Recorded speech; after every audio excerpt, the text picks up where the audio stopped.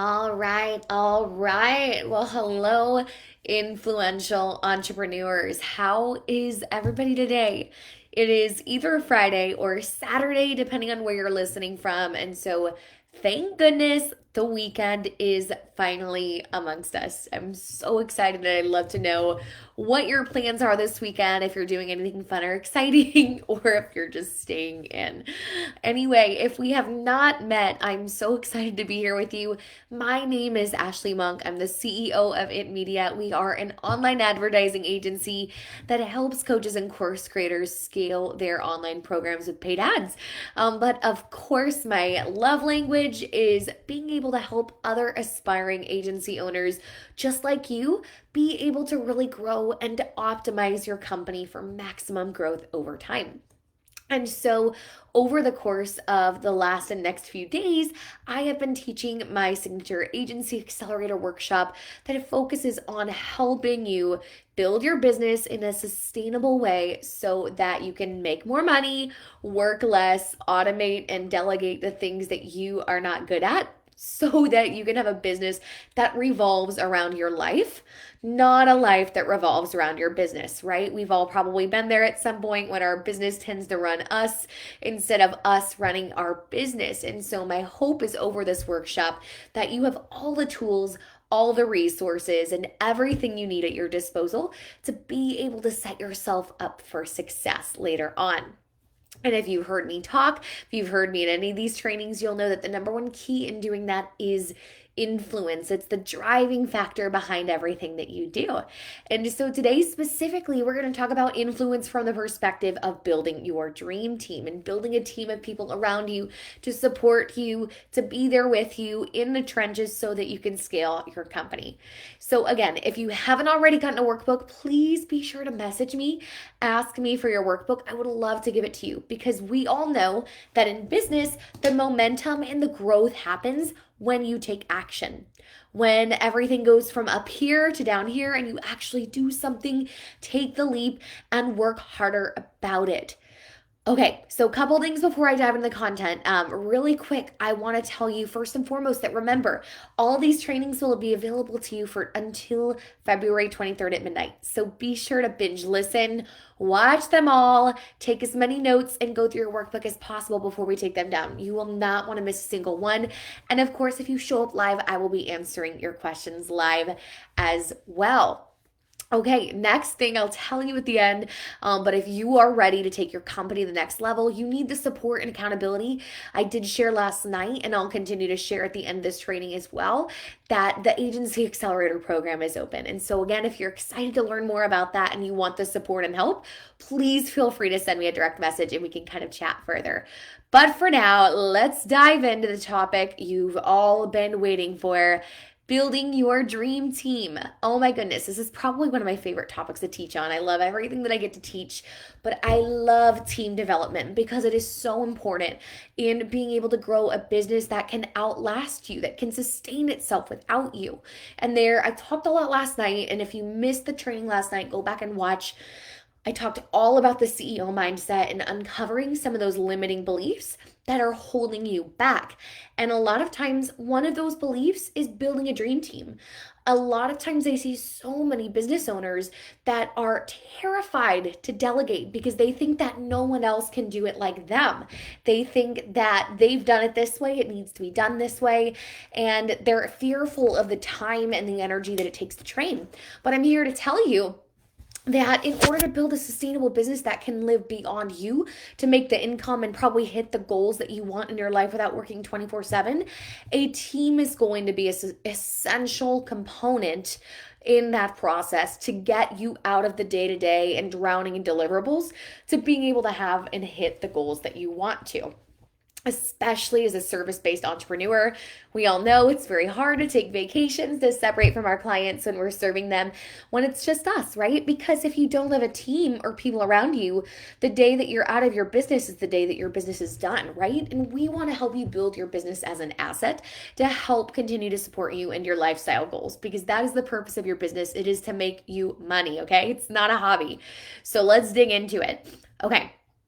When hiring, so if you've got your workbook handy, get it out now, because I want to remind you that when you're hiring, so when you're going, whether it is your first contractor, your first employee, the first project that you've really delegated, it doesn't matter.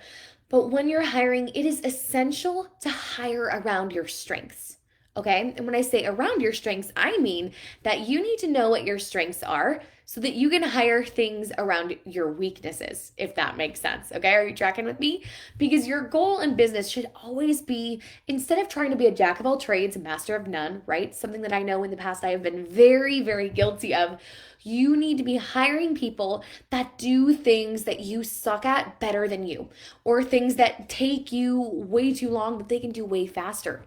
And so, in order to do that, it is critical for you to be able to take a self assessment, a self diagnostic about what you're good at and what you are not good at. It requires a lot of self awareness because we have blind spots. We have these things that we're not great at, and we need help and support in those areas. So, for instance, if you are a strategic brain, you love strategy, you eat, sleep, breathe it, you're great at it, that is where your time needs to be going. And so, if you're struggling to keep up and you're inundated with emails, follow up, and execution, well, chances are that's going to be a long term bottleneck in your business over time. And so, for you to be effective, we need you operating in your zone of genius. I've trained on this a lot, and I mentioned some of this last night. So, again, if you missed it, you'll want to rewatch it before we take the trainings down. But it is essential to hire around the things that you're not good at, okay?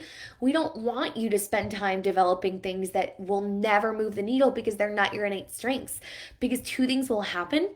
One, it'll slow you down and get in the way and make you frustrated. And two, you'll burn out. We don't want you to burn out in your business. We want you to make money, to hit your goals, and to be able to really live the lifestyle that you desire. And so it is essential for those reasons that you must always be aware of your strengths so that you can hire other people for your weaknesses. My recommendation is that your first hire, so when you're going in and make that first hire, they need to be the opposite of you. They need to fulfill those things that you're not good at. So, for instance, for me, I love forward thinking. I love growth. I love innovation. I love thinking of big picture and strategy and all of those things. And so, of course, my first hire was to get help in the administrative areas that I'm very, very weak in. I don't have, if you're familiar with Strength Finders, Strength Finders talks about 4 domains of strengths, right? We've got influencing, we've got thinking, we have relational strengths, and then we have execution strengths.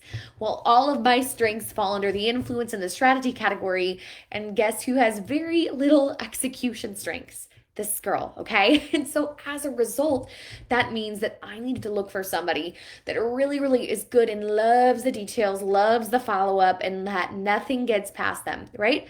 Things that I shouldn't be doing, for example, include proofreading, because that's just not how my brain works. My brain is thinking and it's always wanting to talk and verbally communicate things, not go back through and scrutinize fine details. And so, of course, that was what helped it make it easier for me when I brought on my first team member, was to find somebody that could do those things well, because those things are still very important to my business. They were just things that I was not good at, okay? So that's why you need to be hiring for things that you are weak at. But of course, to hire for weaknesses, you've got to know what you're weak at, okay? So take that inventory. Okay, so it is strongly recommended then that your first hire is going to be in some kind of a contractual role.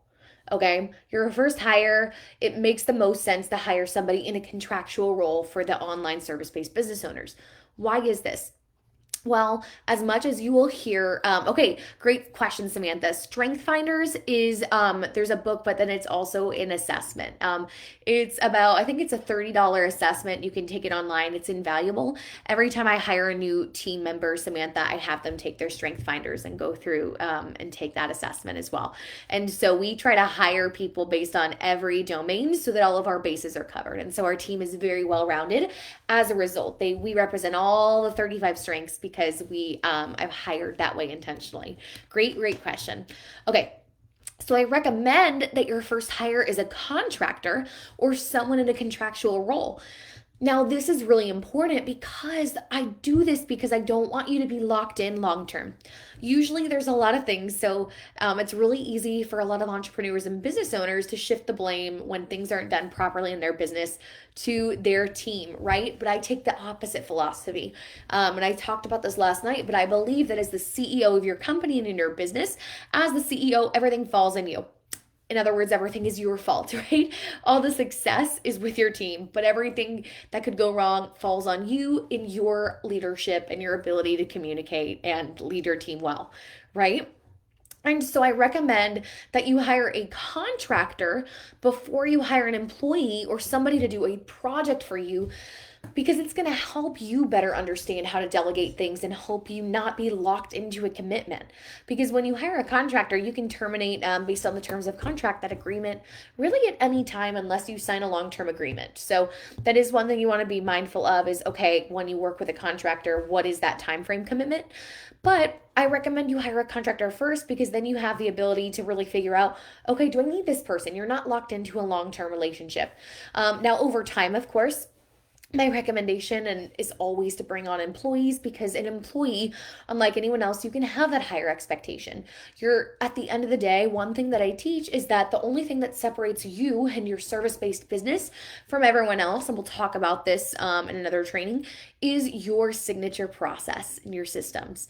And so with contractors, it's a lot more difficult to enforce this, but with employees, they can carry this company culture and you can have that expectation and dictate how they perform that work. Okay.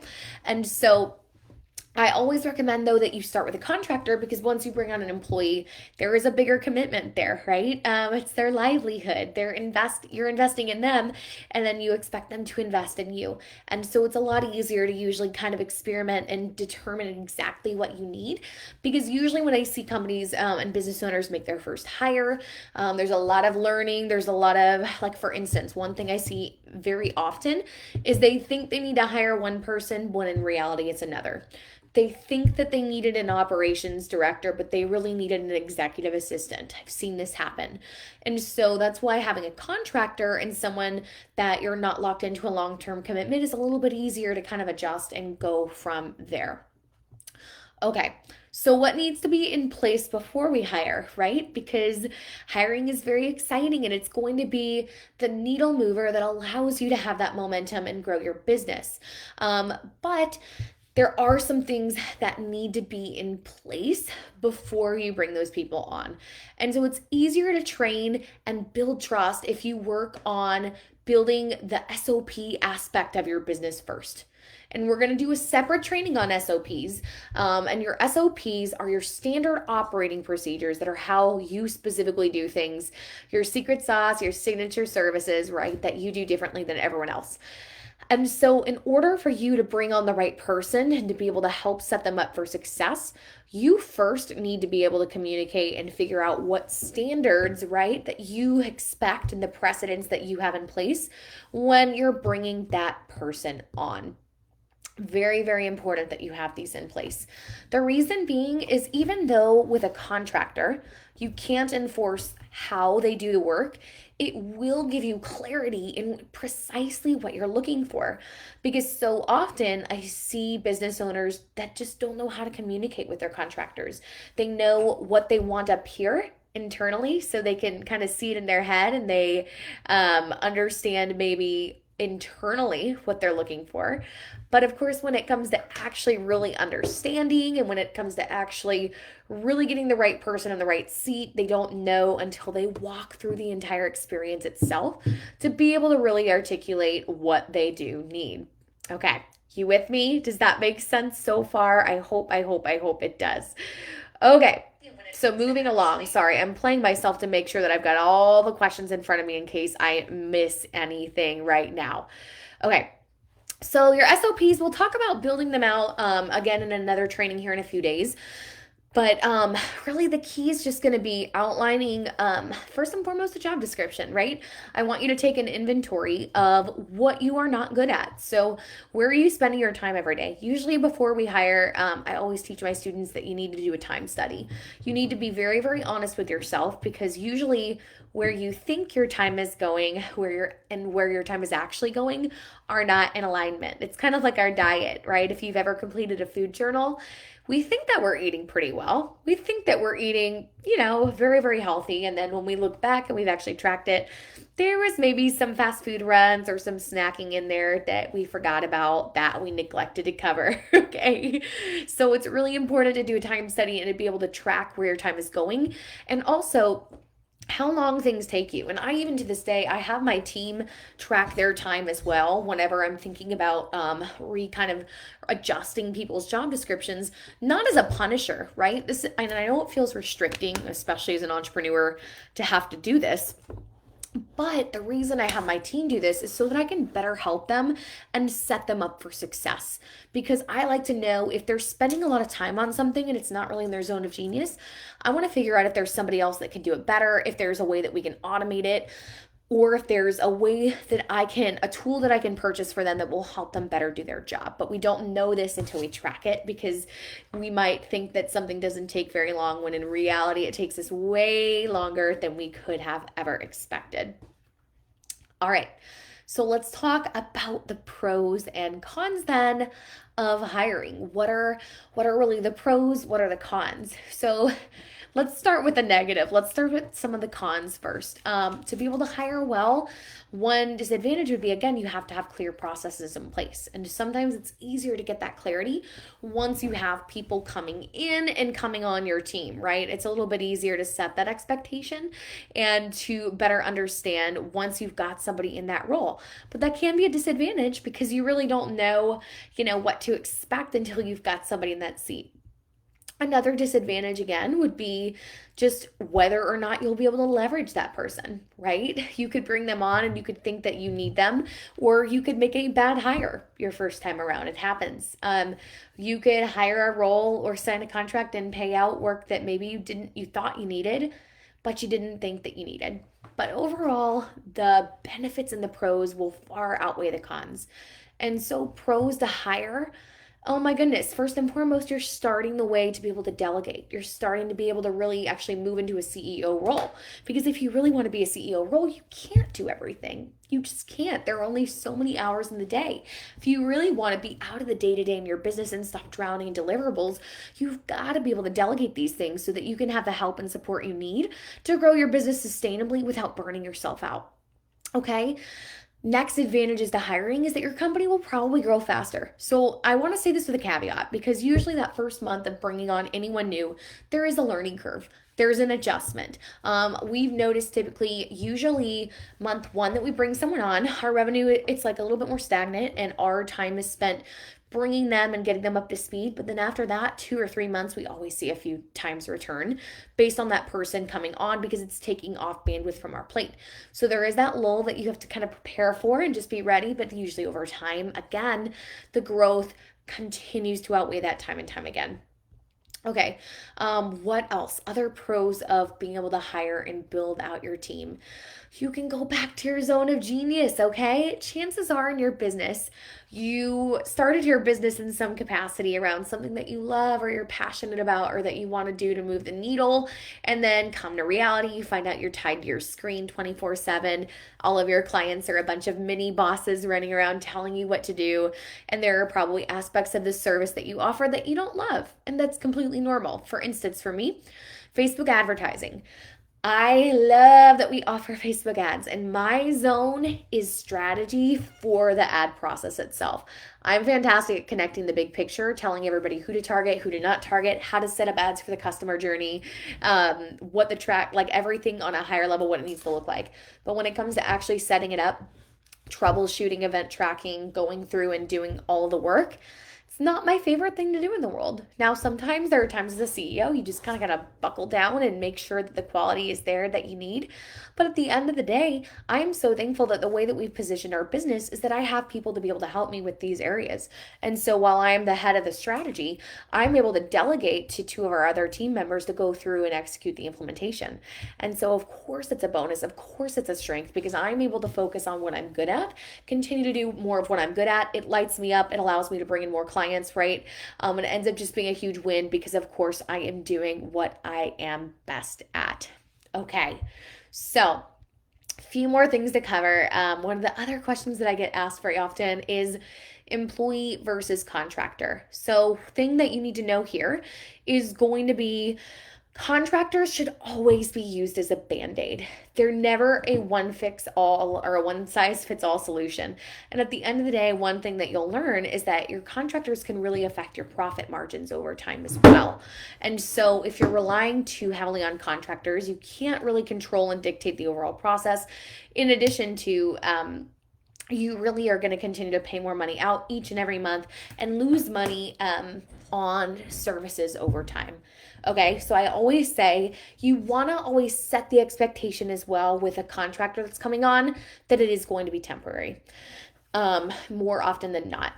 Okay, other things that I get asked: should you hire friends and family? That's of course a really personal decision, and so it's going to be completely up to you. You have jurisdiction, full jurisdiction in your company with what's going to make the most sense.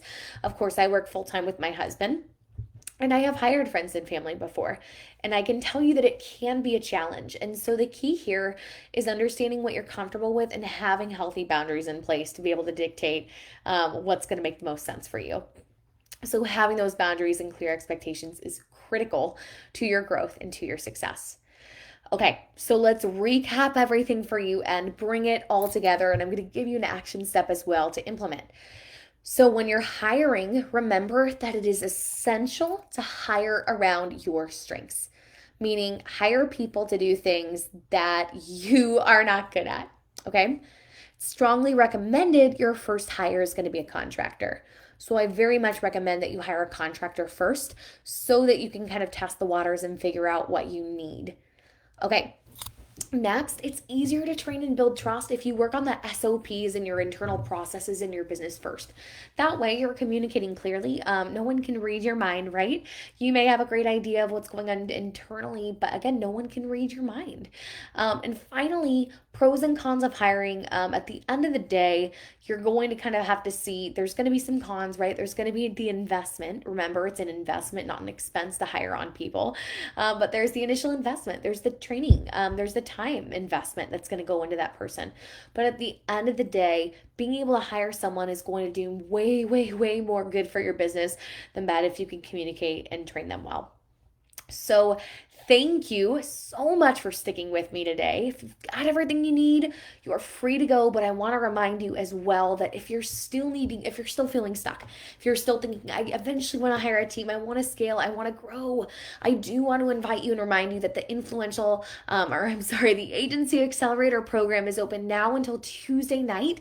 If you want to enroll for more support, this program is going to be full of one-to-one support in this group setting to where we will have weekly trainings available for you, hot seats to help hold you accountable and get you laser focused on what your goals are, accountability advisors to hold you accountable and to make sure that you're actually implementing the things that you say that you will in your business, coaching to help really move the needle and keep you focused exactly on what you should be doing, trainings and SOPs that are ready for you to go grab so you don't have to reinvent the wheel. And so if that's you, if you're thinking, yes, I need that support, I don't want to figure this out on my own anymore, I don't want to feel the overwhelm and the stress that comes from trying to just do all the things, and I don't want to wait any longer, then I would encourage you to send me a message to start the conversation. Just hop on a phone call to see if it's right for you.